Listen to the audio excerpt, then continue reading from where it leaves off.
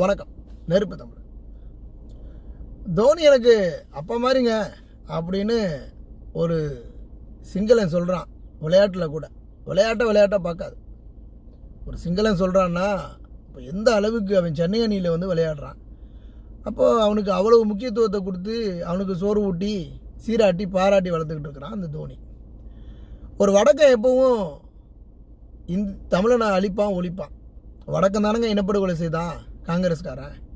அதுக்கப்புறம் பாரதிய ஜனதா கட்சிக்காரனும் வடக்கம் தான். அவனும் என்ன செஞ்சிட்டு இருக்கிறான், அதே இனப்படுகொலையை மீண்டும் அதை தொடர்ந்துக்கிட்டு தான் இருக்கிறான். தமிழனை அழிக்கணும் ஒழிக்கணுங்கிறதுல வடக்கனுங்களுக்கு எப்பவும் முக்கியத்துவம் இருக்கும். சென்னை அணியில் ஒரு தமிழர் இருக்கிறானா? இல்லை. ஏன் இல்லை? இதை கேட்குறதுக்கு அவனுக்காக துப்பு இருக்கா? கேட்டால் விளையாட்டாக பாருங்கம்மா.